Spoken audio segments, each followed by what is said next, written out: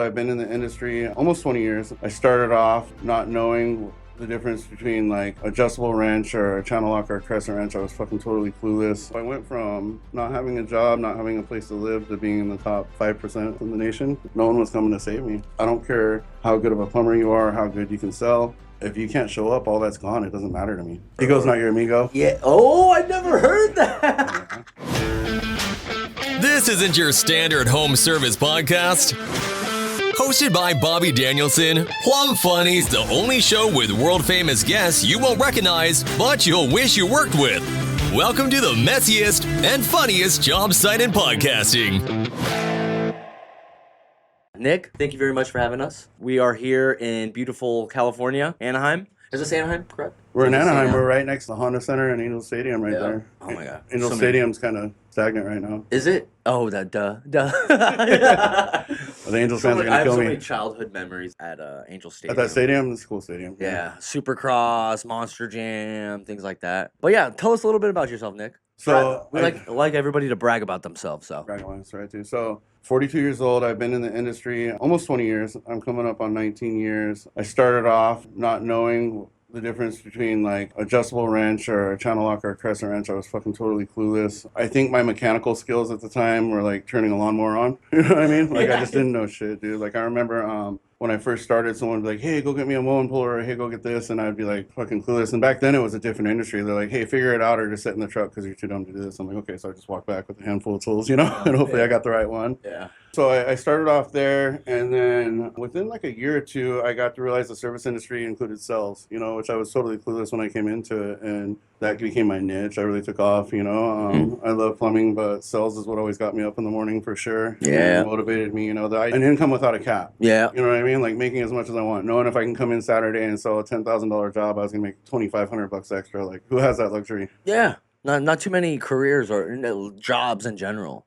Dude, I remember within like 3 years making more money than my friends with like master's degrees, you know, that went a couple $100,000 in debt. So exactly. So I always joke with guys, I'm like, dude, without this, I'd be like putting shit on a shelf, you know? Like, I mean, I don't know if that would be it necessarily, but I'm really blessed that I got into plumbing. Yeah. It's like such a good trade. And, you know, that goes for HVAC, electrical. I mean, all the way down to rodent control, any home service industry where you're going and providing somebody's need is, it's really cool those exist. And it's sad that more people don't know they exist. You know, I remember 18 years old and graduating high school and just thinking like, if I didn't go to college, I was going to be a loser. Mm-hmm. You know what I mean? Like, there was no way I was ever going to be able to afford a house, or I was going to be able to like go on vacation or do any of that stuff. And then I was actually working at the grocery store. And I remember, but I was always a hard worker, and I got lucky because I had some really good bosses that just taught me that. And the world was a different place back then. Like if you didn't work hard, you got told, and it wasn't in a nice way. Yeah, 100%. Yeah. Like now, you know, you tell someone like something wrong and they're going to Uber back to home, and they live with their parents and they're like, fire me, I don't care. Back then it was like,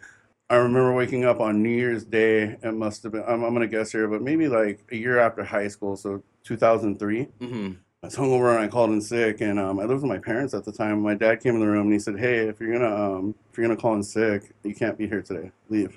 Oh. And I was like tripping. He's like, yeah, those people gave you a job. You're not entitled to a job. So if you can't make it to your job, you're not going to sit at my house all day. And that's the way I was raised. Whoa. You know, like a job was a privilege. Yeah.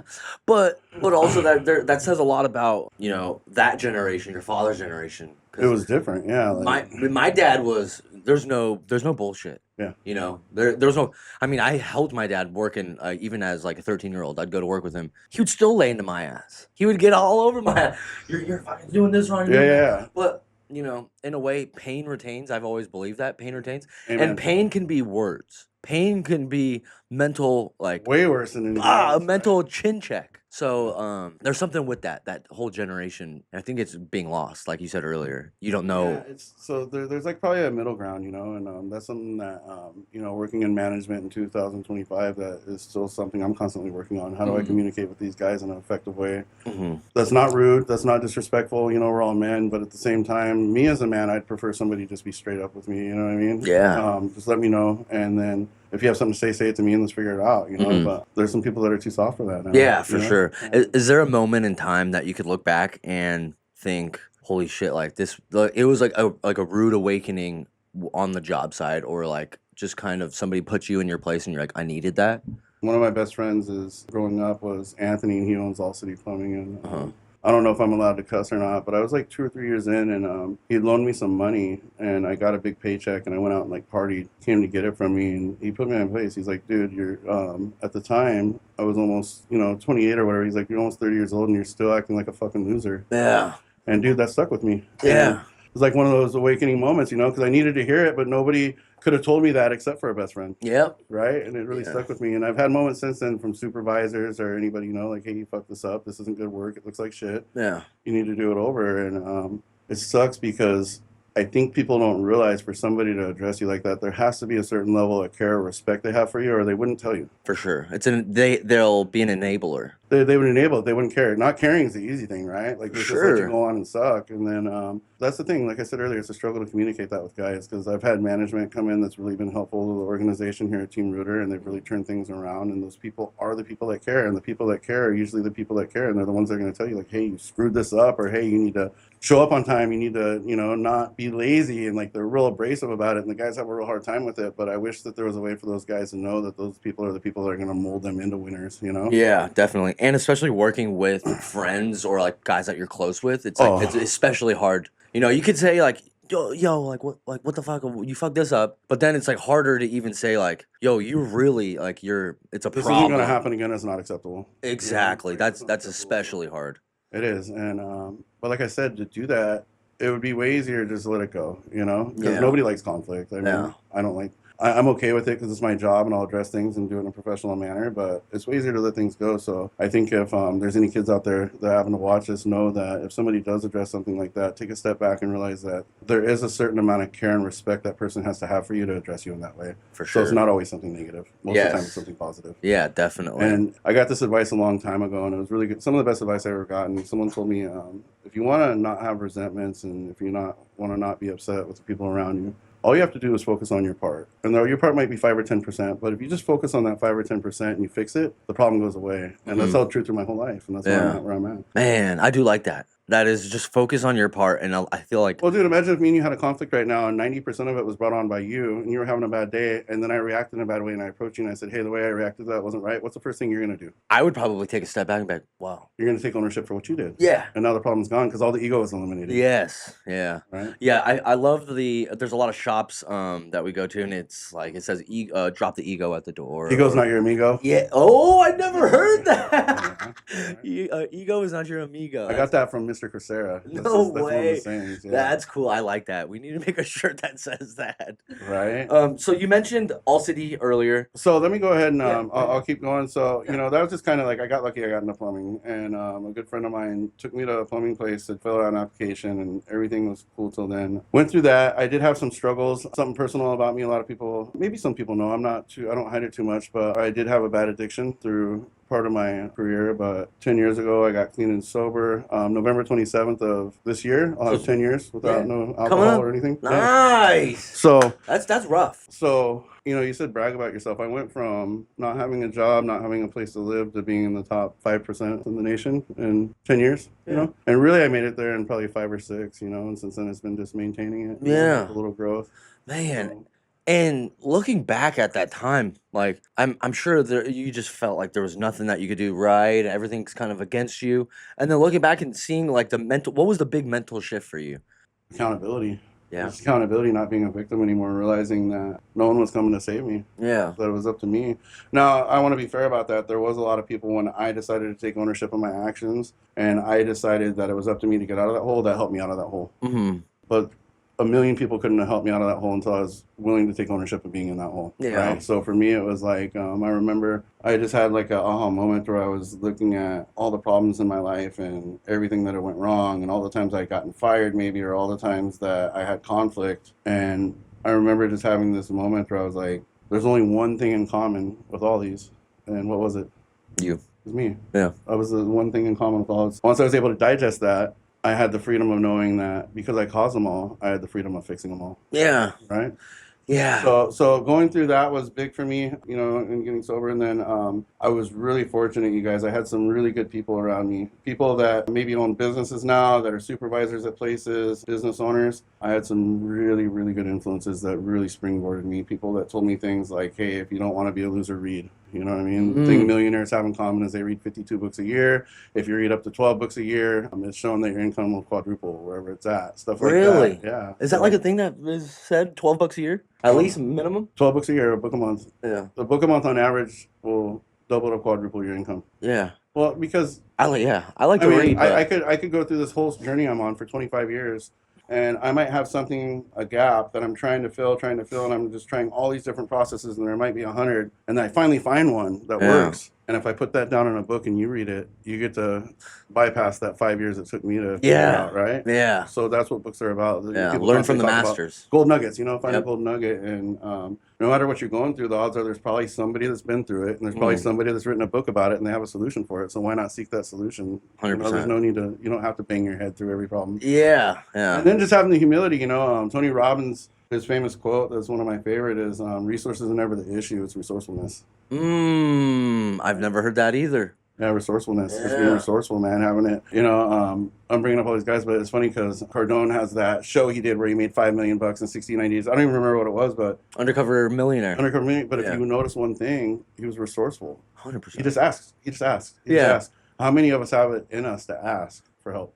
And that's one biggest thing on this whole journey with this whole podcast and everything is realizing all you got to do is ask. People want to help. When they know you want help, they want to help you. And that's what the coolest thing is I've always I would put myself out there and ask, but then I would be worried about, am I able to even show up and do it or follow through with it? So it deterred me a lot in my life. But now that fear. Yeah, it's just fear. Fear holds you back. Bullshit. It's such bullshit. Yeah. Because everyone up here that you look up to was exactly where you're at one time. All they did was showed up every day and made the effort to get where they're at, right? Yeah. It's just that effort and showing up on time, man. It's so weird because that's a big majority of it, man. I always tell guys, I don't care how good of a plumber you are, how good you can sell. If you can't show up, all that's gone. It doesn't matter to me. Yeah. And be a good person, but be a good guy, good attitude. Be a good guy. Yeah, it doesn't. If you're not showing up, it doesn't matter. Yeah. Showing up's huge. Yeah. Is there one figure on your journey that kind of really resonated with you, that really were I see myself a lot in this person? I kind of want to pick and choose certain things. That could be even a celebrity figure or just a friend or somebody that you're you look at that guy and you're I want to kind of mold my future self. I've had a lot of those. I've read a lot of self-help books. Like I said, the most influential person by far in my life probably was, like I said, Anthony at All City. He was my friend, and being my friend, he held such a high standard for that friendship. It was another thing, I keep throwing him out there, but you're going to be the 5 people you hang out with the most. So because of that guy has a really high standard of who he puts himself around. Countless book recommendations, countless, just motivating me to show up for stuff. And I have a deep amount of gratitude for that guy.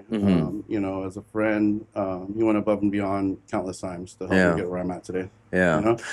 Did you ever find yourself, as you were kind of going through that shift, did you ever find yourself kind of burning out and being I can't keep up with this? Absolutely. Or were you 100%. I've done the 7 days a week, 12-hour days, and I've gotten a divorce as a result of it in this industry. You know what I mean? I've been there.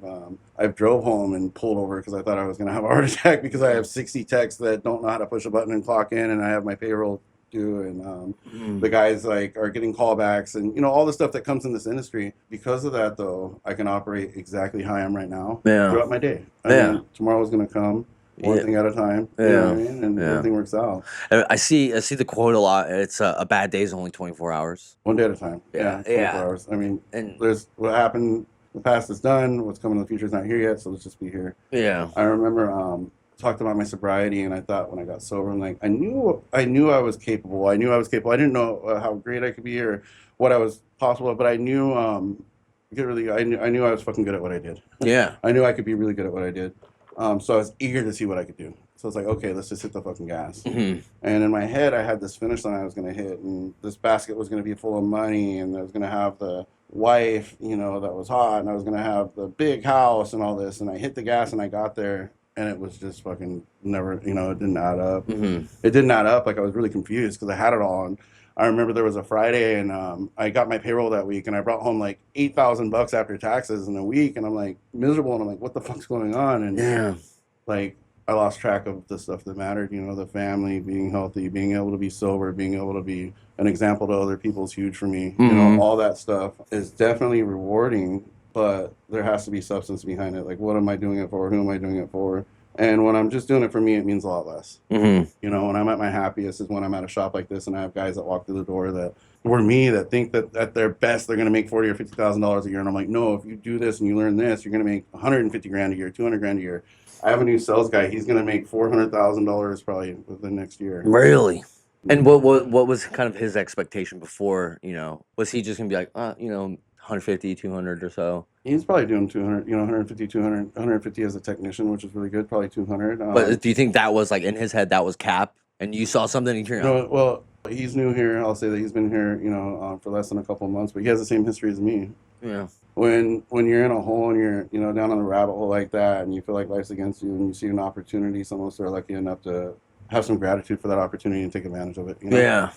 Dude, some of my best technicians I get are guys that come from a rough background that maybe at one time in their life thought that they had like hit a dead end or that there was no hope, and they come into this industry and they see like what's possible, and there's no stopping them. Yeah. You know? Yeah. Yeah. That's really hard. I feel like some of the most hard charging, like most successful people are people that just come from, you know, the gutter. They came from, you know, they could have had everything and they go down and then. Well, dude, you know what? You know, my chick told me this, and she was talking about her kids, and for kids especially, like, your worst day is your worst day. Like, your worst day is your worst day. Mine's my worst day. My worst day, I woke up because it was raining on me because I was homeless, sleeping outside, and I was withdrawing off of a hard drug. Mm-hmm. Your worst day, maybe your mom took your keys away to your car and didn't let you go to a party. Yeah. So we got to be respectful of that, you know? That doesn't Very mean true. that my worst day has any more value than yours. Yeah, that's so true. And like you want to kind of almost always put yourself on and like maybe So I have to be mindful of my technicians about that. Yeah, Because yeah. their worst day really was like their mom took their PlayStation Yeah, controller no away. way. You know? Yeah, that's so true. So How did you kind of make that shift of like, is there something that you implement or just kind of do that gets the guys to, you know, a certain level of like understanding or like keep everybody on an even keel to where they know that they can come to you for anything and not be walking on eggshells, you know? So I think through my management position, through when I was training, because I worked for Joe Casera, which is amazing. He's a huge influence, like right there next to Anthony. Joe taught me how important systems and processes were and how to be consistent and how to communicate with people. Joe was huge. I got so much knowledge from the couple years I spent with Joe, and he had some really good things he taught me. He taught me about respecting others, and if you have an issue with somebody, you go to them and address it, because if not, you're just gossiping. And so let me get back to the question, though. Mm-hmm. I try to make it to where I'm a boss that I'd want as a boss. Right? I try to make it to where I can respect others, and I always try to do my best to be a good example, and I fall short of that sometimes. Mm-hmm. But you know what's important? Like if you ask me if I wanted a boss, what do I want from him? I'd want him to be a hard worker. I'd want him to respect me. I'd want to know that outside of work he was respectful to his family, and you know that's something. I have a beautiful fiance and great family at home, and you know we're caring and supportive of each other, and life's weird because we can go on all these roads right now, but everything comes down to communication. Mm-hmm. You know, and communication's huge. So for my technicians to just know that they can communicate with me and not have to walk on eggshells and know that I have the ability to communicate back to them as an adult is huge, you know. And I think in the industry, whether it be sales, whether it be plumbing, whether you're an install manager, or no matter what you're doing, the biggest gaps I see is communication. Yeah. You know? Yeah. Because if you understand something, you should be able to explain it easy, right? Yeah. So, and then, you know, for technicians as well, it goes with, you know, I tell my technicians, you guys have heard this, I'm sure, in an interview by now, but people don't care how much you know until you know how much you care. Yes. Same thing with my technicians. Yeah. My technicians are essentially my, you know, like Mhm. the clients to them, they have to have a relationship and sell themselves, and I have to sell myself to my technicians. Some of these guys, I require, it's 4 o'clock and they want to go home, and I need something. 10 years ago, that guy, you couldn't have stopped him from going because he wanted to make the extra $500. Now I could show someone a $500 check, and if it means working late, they won't take it. Yeah. So there has to be more substance now. Uh-huh. You know, what are we doing it for? We're doing it for the team. Yeah. You know? That's what's so hard, and we were talking earlier, is the biggest, you know, thing that's going on in the industry is finding those people. Like you can't even, like, I feel like you can't dangle carrots in front of people now. It's like you have to. I saw an interview the other day, and they were asking kids coming out of high school, would you rather be an influencer and work for free if your food and shelter was provided to you, or would you rather be in the service industry? I think they asked plumbers specifically and make $120,000 a year and there was only one person that said they want to be a plumber for 120,000 a year Really? out of all of them. Yeah.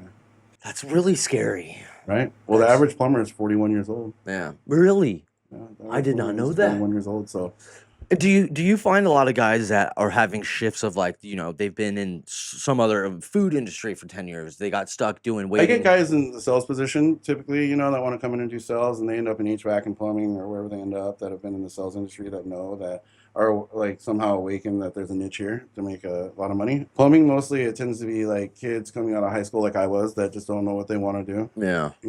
As somebody that's a manager, here in California or something, that's one thing I encourage people to do too. A lot of these high schools have career days and stuff, so it's on us to show up to those things, which I've done before. Have you? Yeah. Really? How are they? Pretty good? It's really cool, man, because those kids are me when I was 17, that have all this anxiety and fear because they think if they don't go spend $100,000 at college, they're going to end up a loser. Yeah. And then they hear, there's trades. And I've actually had those kids get into trade school or go apply places, and they're in the trades now. Yeah. For me, it's funny because, like I said, I've done management, I've done training, but man, like when I was a plumber, the apprentices that rode with me, I have guys that, like I said, have their own business now that do 4 or 5 million in sales. And dude, that's like where that feels better than that $8,000 paycheck. Yeah, for sure. Yeah. Yeah. Especially because you're contributing to something, like bigger than yourself, Yeah, it's your team. And yeah, I mean, I didn't go to college. I knew right away. I was a little shithead in high school, so I never never paid attention. My dad, I would have been a 4th generation electrician.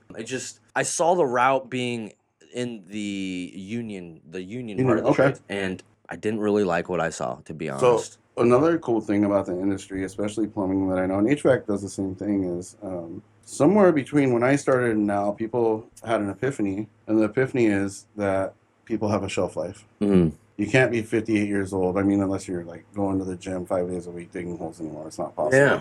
So the industry's gotten really good, and I'll give props to companies like Gettle, NextGen, to where they've set it up to where their technicians go capture a lead. The comfort advisor comes out, finds a solution best for the customer, and then they have an install crew come do it. And I think that's amazing because you can do that until you're 50 or 60 years old. Yeah. The union thing's great because you get the 401k, you get the retirement, all that stuff set up for you. But good luck walking when you're 55. My dad right now. My dad has had back surgeries, shoulders. He's tore up. He you would think that he was in the freaking special operator, in the military.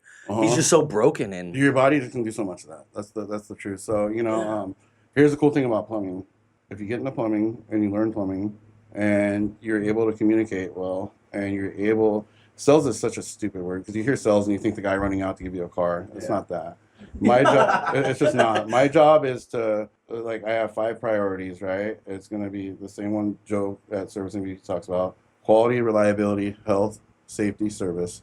If I focus on those 5 things, money's not my master anymore. I focus on those 5 things. I give my customer options, premium, mid-range, economy. I let them choose what's best for them and their family. When I become a master at communicating that, and when I become a master at finding things other people can't because maybe they don't care, they don't know as much, everything falls into place. And now I can make $200,000, $300,000 a year with this. Yeah.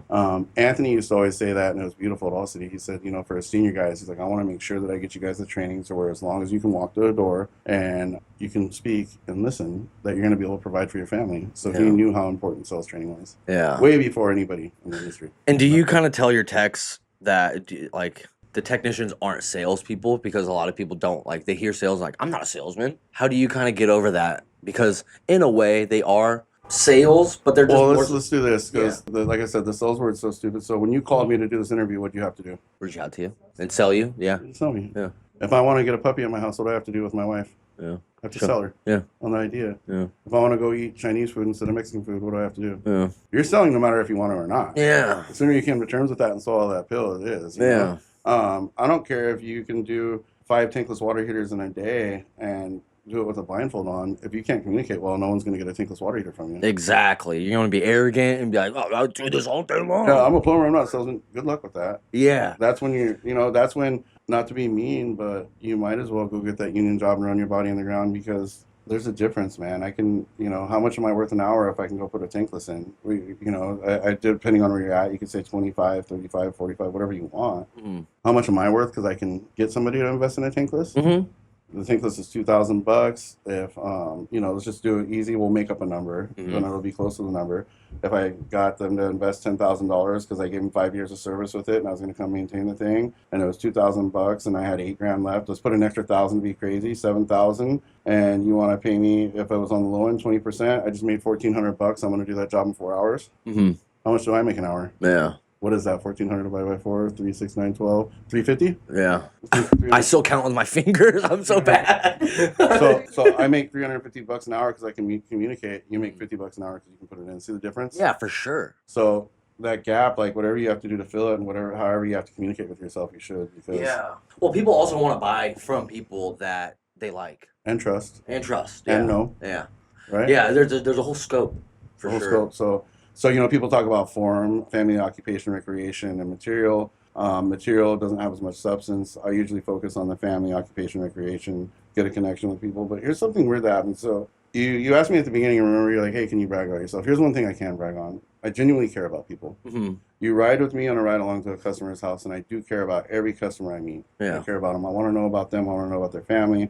Here's the reason why. Because I know that for them to invest with me and Team Rooter, I'm going to do a better job than anybody else. I'm going to care about them more than anybody else. So knowing that, it's became my job to be able to communicate in a way to where the customer believes that, and they know that, right? And I'm really good at that, and that's why I'm at where I'm at. I'm really good at being able to communicate with customers, and I'm really good at letting them know that I care about them and their family, and I'm really good at asking questions, and I'm really good at being interested, and I really learned along the way not to be interesting, because people don't care, Yeah. right? Yeah. You got to be interested. Huh. That's so true. People do this interesting thing, techs. Like I've talked to techs and they think they're really good, and maybe they are good. They're above average tech, but they're not great. And these people, they always have the same mistake, and that mistake is that they try to be too interesting and they want to one up people. Like, what's something cool that happened to you recently? Interesting, fun. Tell me about the last cool trip you went on. Cool trip, Vegas. I mean, we were just in Vegas. You guys went to Vegas? Yeah. Oh, that's really cool. Me and my wife went to Fiji, and we spent a week there, and we went on the 3 foot to see what I did. Yeah. See, Get it? and You get it? So that's being interesting. People, I want to be interested. So instead of, why wouldn't I say, oh, that's really cool. You guys went to Vegas. How was that? Yeah. What did you guys do while you're there? I find that so, and you know what's really weird is I've found myself in that position of like not even it's unknowingly trying to one up, but then it's like because you're trying to connect. Because the stupid report thing we're told through our whole career, report. Yes. It doesn't take that. You just need to be interested. Yeah. But then I'll backtrack and be like, wait. Did you like what did you do there? Like, is there anything like for me? Like, what can I? Yeah. And So so it's about just remember when you're having a conversation and you're in a position where you're trying to help somebody. I'll tell them be interested. Yeah. Over time, I don't have to anymore. Mhm. And then another thing too is why not praise somebody's effort for that? You know what I mean? Like no matter what they did, it could be another service MVP thing that I love that they really teach people is when someone faces a challenge or a victory as a client, they're willing to open up and share that with you. They're opening that up for that relationship. Yeah. So why not embrace that moment, and why not congratulate them on their effort, or let them know that you think it's meaningful. I've had customers before.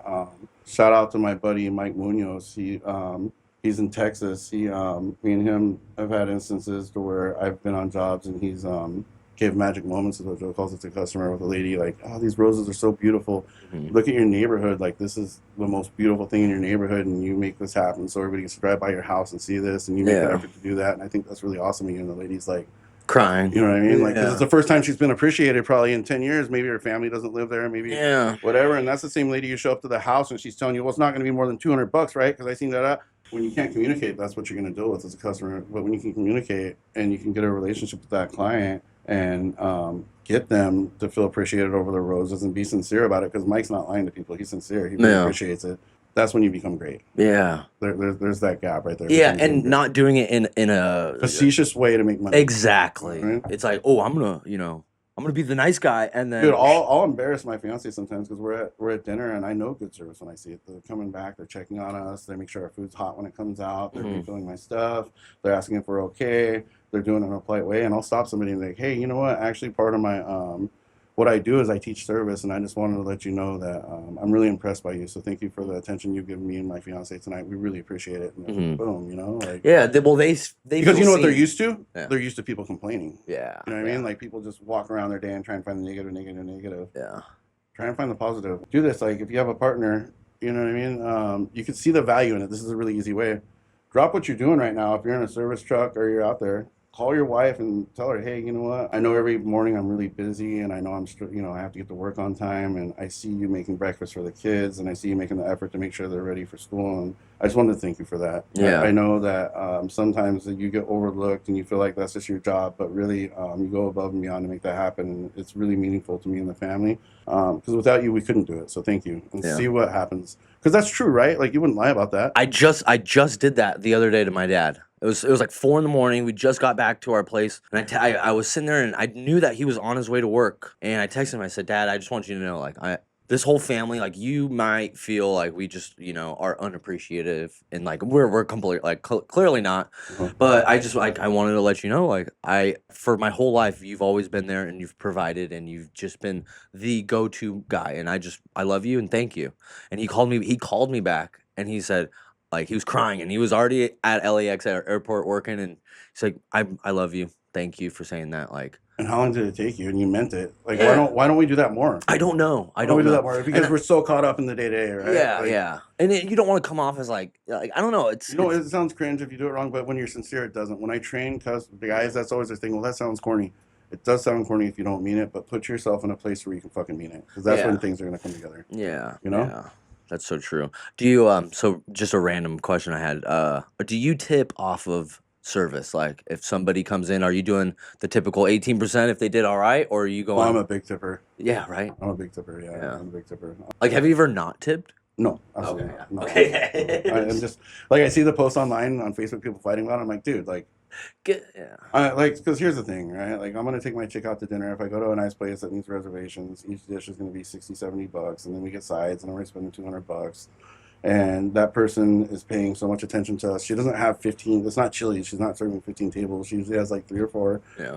So her income's dependent on me. So if I can afford $250 to go to dinner, I can definitely afford $300 or $320. You know what I mean? Yeah, that's true. I just consider part of it. Like, I wouldn't go if I couldn't, but everyone has their own opinions on that. I just feel like I'm grateful that I have a life that allows me to do that and do that for my partner. And it just comes back to gratitude, and I'm grateful that there's someone there to give us good service while I'm there. So why wouldn't I spread that? Yeah, for sure. Dude, I'm fucking beyond grateful, man. Like, I've done a lot of work to get where I'm at, but there's still a part of me that knows that I could still be that guy that was using drugs, drinking every day, homeless, and because all the pieces fell into place for me to be where I'm at and not be there, I'm super grateful, man. So there's never a circumstance where I wouldn't want to tip somebody or make them feel underappreciated. Yeah.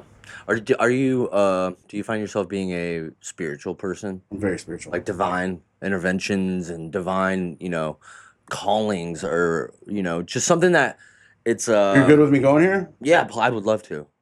So here's my spirituality. Everybody can argue and say what they want. I spent 15 years as a drug addict, and I couldn't stop no matter how hard I tried it.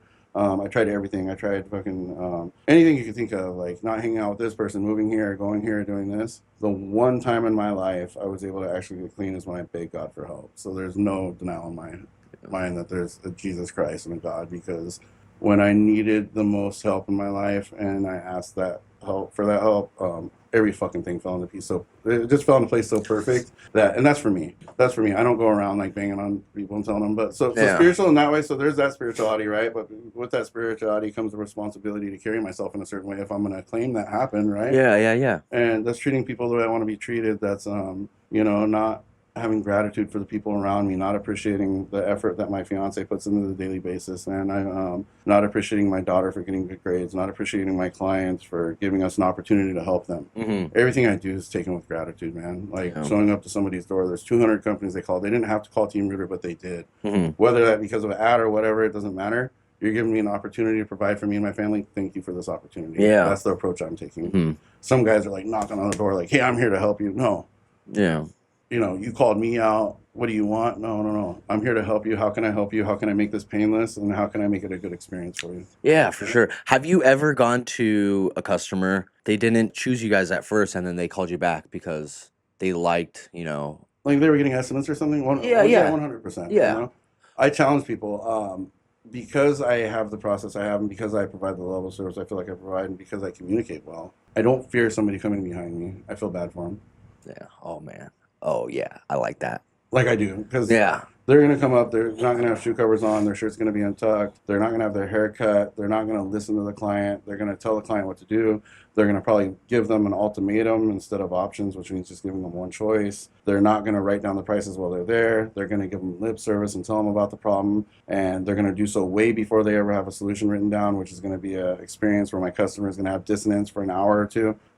Because I know all these things and all these rules, my process is so tight that my customer is going to have a good experience. And when they see them, it's going to be, I welcome, like I tell people, if you're not sure, get another quote. Yeah. And I'm not bluffing. Get Yeah. another quote. Let's see what you see. Yeah. That's, oof. That was, you said something in there. You said, I know I can talk kind of fast. yeah, no, it blew my mind. I was just like, man, I've never heard that. It's just, I mean, we were talking with a lot of companies over there, and every one of them said the same thing. It said, we provide white glove service. And it was like, but the way that you guys are presenting yourself right now does not seem to reflect that. And so you were talking about showing up with your shirt tucked in, shoe covers on. Like, that's the standard issue for you guys, right? How you do something is how you do everything. Yeah. How you do something is how you do everything. It's about being disciplined. If I can't dress, how could I provide a service? If I can't keep your house clean while I'm doing the service, how could I do good work? When I'm done at my client's house, they don't know what's behind the wall. They don't know what's in the attic. They don't know what's under the house, but they know what's in front of them. Yeah. So guess what that looks like when I'm done? Yeah. It looks perfect because I want them to know my work's perfect. Yeah. Because it was like you were never almost even there. Yeah. I could take a bathroom and I can take my lemon Lysol and a new rag and I can make a bathroom look cleaner than it's ever looked in less than 10 minutes. Why wouldn't I do that for every client? Yeah. Why wouldn't I? Why wouldn't I? Dude, our average tickets are, if you're a plumber, I mean, sometimes it's $90 if they have a coupon, but most of the time we're talking $400, $500, $600, $700. Why wouldn't I make that single mom that's chasing her 2 kids around happy and clean her bathroom for her? Yeah. And that's not even for the company. That's for yourself. Like, but it's all for ourselves. Yeah.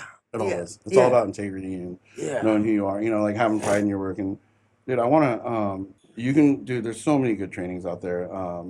We got shout out to Jason Walker and Joe Crisera and Weldon Long and Victor Rancor and Cardone. And I could, and there's stuff I could say about all those people. Those people have decided to take part of their life and invest back into the trades. Mm-hmm. Chris Fresh, even all these guys, and there's value in that. Yeah, these guys could have cashed out. They could have their own business. They don't. They go out there and they help other people, and there's something beautiful about that. These guys have all done that, and they've done it in a way to where they've given their time and energy.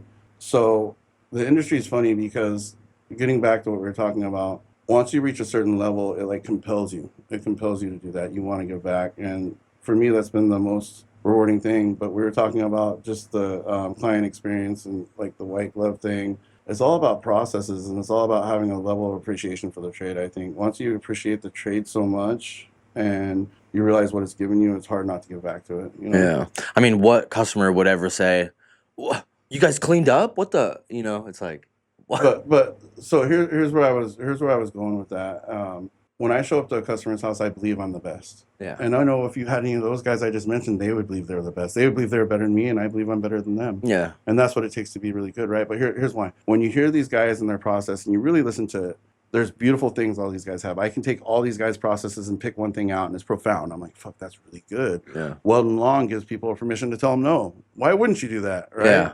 I've heard Jason Walker talk about his process getting there before and expressing gratitude and, using the client's name. And I see Victor go and talk about like what he would want for his mother with a customer. And all these guys, Sell or Be Sold's Grant Cardone, like he's the one that taught me what I told you earlier. Like you're selling no matter if you want to or not. Yeah. So the confidence thing comes from doing the right thing. Yeah. It comes from having the integrity to tell somebody that they're being a good mother, a good father. Mm-hmm. All these guys are teaching this confidence, but confidence is taught, but it's something you earn. For sure. Something you earn. Something you earn by always cleaning up when you're done, by always making sure the job's done right, by always using the right material, by always making sure that your customer's house is healthy and safe for them, by knowing that you're giving them the best possible service you possibly can. Yeah. There's no shortcutting that. You can't buy that. You can't read a book to get that. That's something that you earn. I've never heard that before. Confidence is something that you earn. And that's so true. Something that you earn. Yeah. It's something that I've earned by Yeah. staying at a customer's house till 10 o'clock at night to make sure in the morning they had a hot shower before they went to work. Yeah. It's something I've earned by staying underneath the house and fucking cutting out that extra fitting that maybe I didn't promise, but I looked at it and it was old and it needs to be done because if not, I'm going to be back in 2 years and I have to spend another $2,000. It's something that's done by You know, seeing I'm digging up a clean out and seeing that the pipe has an offset 2 feet over. And I didn't promise that because I'm just putting a clean out in, but I'm just going to dig it out and fucking do it anyways. Like all that stuff is what gives you the integrity you need to have that confidence. Yeah. And I know I brought all those guys up. The reason why I brought all those guys up is because they're paramount. The industry needs training. They need more training. We don't have enough training. Mm-hmm. But no matter how ever you slice or dice what they train, it's teaching you how to do things right. Mm-hmm. There is a right way and a wrong way. And through doing things right over and over and over, you become confident. Yeah. Right? Yeah. So when you have a new guy or something, it's rough sometimes because they don't know that. There's nothing I could teach or tell them. But hopefully, here's what I can do. Mm-hmm. My number one goal every day when I leave my house, whether it be to another drug addict that's struggling, whether it be to a plumber, whether it be to somebody that wants to be a father, is be a fucking good example. Yeah.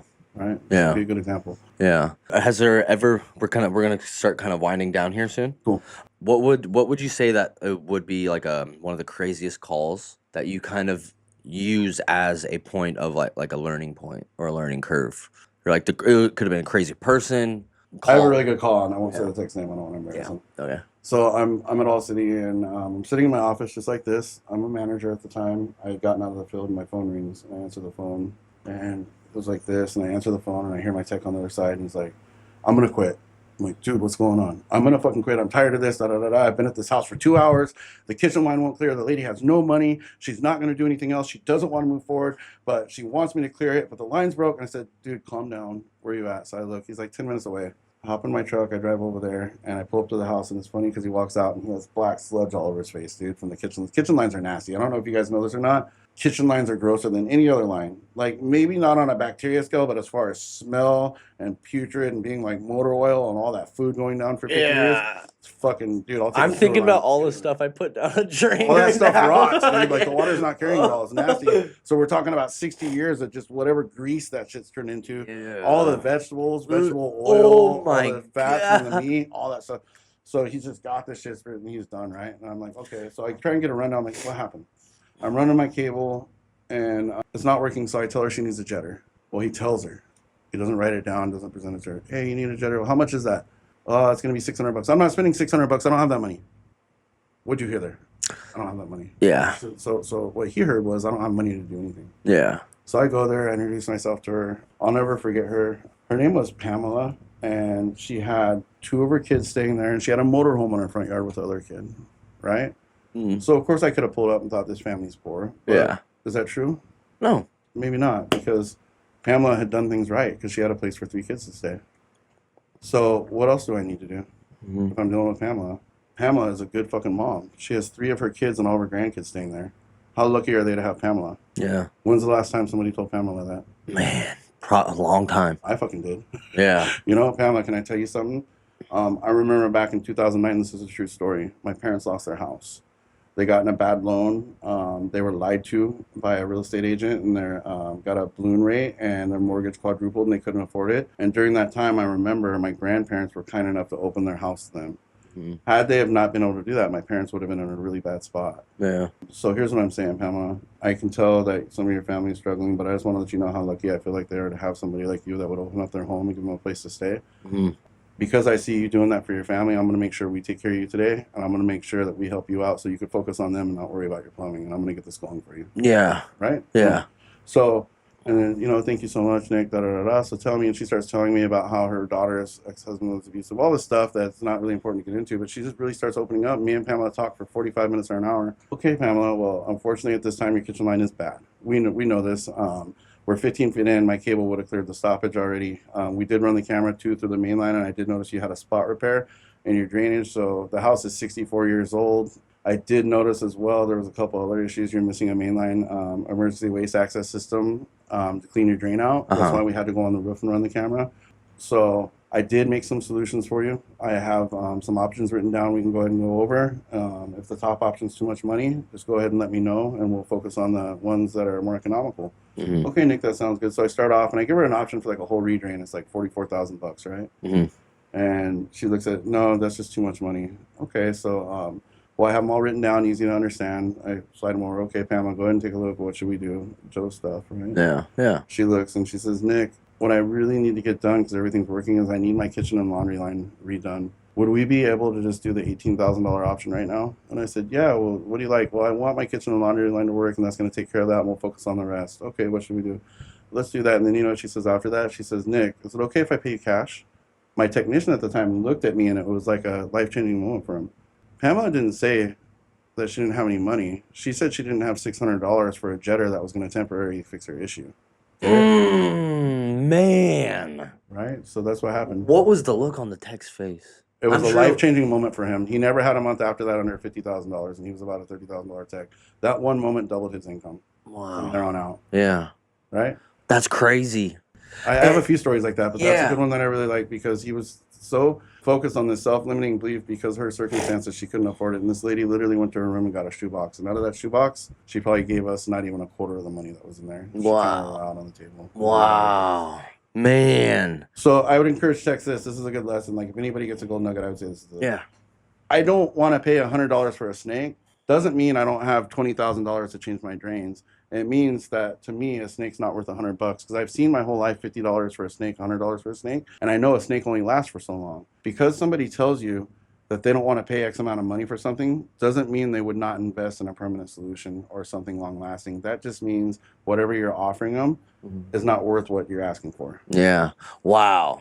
That's some serious nugget right there. Right? That 100%. Dude, fucking people get in their heads about people not having money. So here, how do I counter that? So people always talk about problems. Here's solutions. Yeah. Options, options, options. Mm.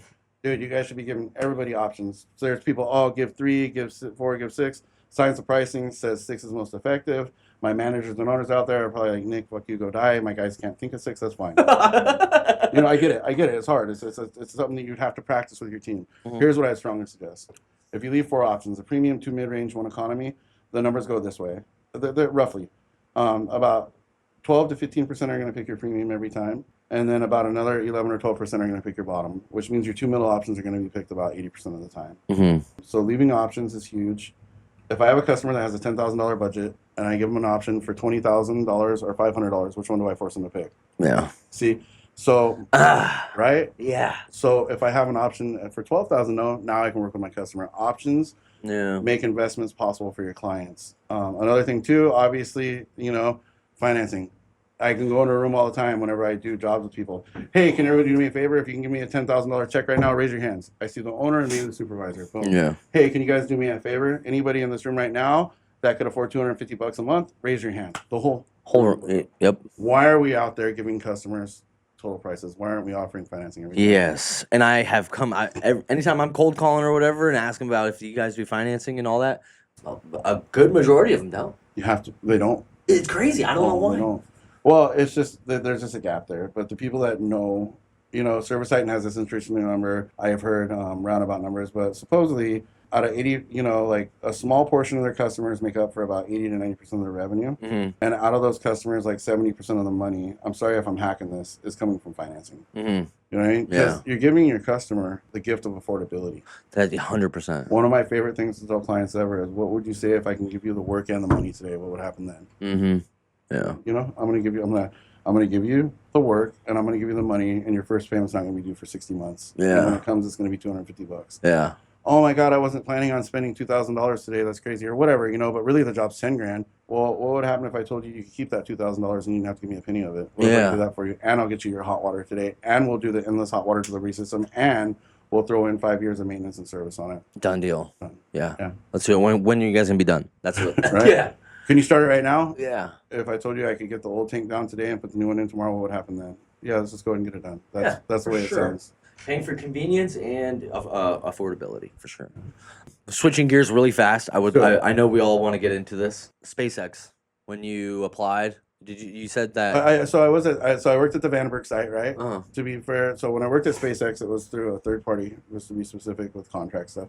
But I did do plumbing at the Vandenberg site. The Vandenberg site, we took down the Titan towers and we built the erector there. And SpaceX was really cool, man. Here's one thing I could say about SpaceX that people don't know is I see people all the time criticize Elon, and, you know, like he got lucky. Elon, I heard countless stories about Elon, and I was on site once when he came. And the guy works every day. Every single day. There were stories about him leaning against pillars and sleeping for 3 hours and waking up and working for another 2 or 3 days in a row, right? That's insane. Yeah. to get things done. Same thing with like Bezos from Amazon. They talk about him sleeping on his office floor. Those people don't get lucky. People in any level don't get lucky. Those people, you can have whatever you want in life if you're willing to pay the price. Yeah. Most people have paid the ultimate price. Yeah. Not like there's not a different level of intelligence, but SpaceX was really cool, man. SpaceX, it was cool. We got to build the reactor, we got to build the pad, we got to tear everything down. SpaceX was the only job I worked where you could have endless hours. Really? There was never, I never got told to clock out once. What? That's One of the very last times I drank was at a SpaceX Christmas party. And that's such a crazy sentence. No. And I was like, I was an alcoholic, so like free alcohol was like I had to ingest as much as possible. And I remember our boss at the time telling us, if you're not here in the morning, just take the week off. Well, I couldn't afford that because he knew everyone was going to come over. Yeah. So I remember being at SpaceX inside the hangar at Vandenberg site at 6 a.m. in the morning, promising myself I'd never fucking drink again because I was so miserably hungover. That was literally me on, what was that, Monday or Tuesday, going to that training. God. Oh, dude, but here's something really cool. So I was a service plumber. California is weird. There's not really training set up for plumbers. You learn from other plumbers. Hopefully your boss teaches you. And the number one goal is to make sure shit doesn't leak. So I got to SpaceX. I filled out an application through the company that hired me to work on site as a supervisor. Yeah. And I was there, and they had 2 guys come underneath me that knew 10 times as much as me. So I'm literally making double what they make. But I had to fake it till I made it. But here's what I'm getting at. Both those guys, there was a guy, Carl, and a guy, Eric. Both of them had worked in Oildale and Bakersfield on the oil rigs. And both of those guys taught me how to plumb really well. Really? When I came back to the service industry, I was able to crush it because they made me like 10 times better a plumber. Yeah. What was funny, though, and I don't know if it's funny or not, but I laugh about it. I was making double what they made the whole time they were training me. Really? Because I filled out an application for the fucking position, and come to find out they were afraid to fill out the application for that position. No, my God. Right. So what was like a certification or what was it? It's fucking, they didn't ask me for anything. I was like, oh, yeah, I'm not fucking, right? It's like becoming a professor without it. Yeah, and then having your students teach you through the process and making money, yeah. Oh, so funny. But but that place was cool, man. They fed us breakfast, lunch, and dinner. You could eat whatever you wanted. Really? Really, really cool company. And then there was really cool engineers that I learned a lot from. When all my plumbing was done, it was funny because you can cut this out or you can't. At the time, I wasn't completely sober yet, and I had went and gotten anxiety medication. So they were giving me Valium, and the doctor at the time was giving me enough Valium so I could take like a couple days.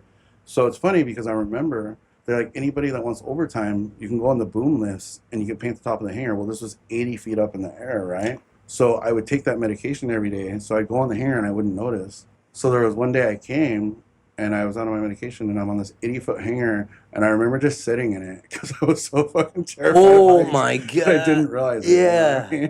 Oh, 80 feet in the air is high, especially on a boom lift. Stories up, boom lift. Yeah, I used to work at DWP and we were doing that all over the fucking city, just like, and I'd never drove a boom lift before and they got me going up and stuff. Dude, I one time had this guy, Paul, because they paid us overtime. We could stay as late as we wanted because we're by the ocean. So they have these bolts and they have this primer they put on it to keep it from rusting. Yeah. Obviously, the hangar can't rust and it's a nonstop job. Once you're done with one side, you start on the other side. It's a this job. Yeah. So I had Paul with me and me and Paul start going up. And we get to the top, and he looks. He says, "If you move this, I'm gonna punch you in the face." I said, "What?" He says, "No."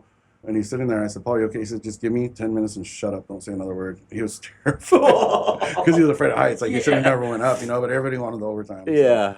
Oh man. But yeah, man. Like I said, I think the coolest. So we're here in Southern California, man. So you got like Mike at Family Planner. You got Juan at Kahuna. Barker and Sons Mike. I know that Victor Rancor helps a lot of people. Anthony Cafagna. You got Mike at AYS. Dude, there's so many cool owners in the Southern California area, and I'm sure each area. I don't know if every area has that or not, but I'm super grateful because there's 15 people on my phone I can call right now that are other owners, and everybody's really respectful of each other and really helpful, man. And I'm grateful to be in this area. Yeah. And, Orange County, California is amazing. We got good weather. I know people hate on California. Yeah. You know what I mean? Oh yeah. Well, especially leaving California and then telling them people that you're from California. Oh, what? It's like We're 40% red. Don't let them listen. yeah, exactly. Yeah.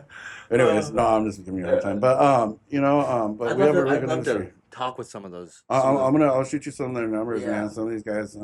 It seems like they all those guys I named, man, are really cool guys that I consider friends that have helped me a lot, and hopefully I've helped them in some ways. Yeah. And we have a really good industry out here for plumbing, man. And if no matter if you're in California or New York, you know, this industry changes people's lives. Yeah. It gives people hope when they don't have none. Yeah. I am able to make more money than I ever thought I possibly would. I worked at a grocery store making $20 an hour, and I remember looking at my check, and it was like $623 because they took taxes out, right, for the week.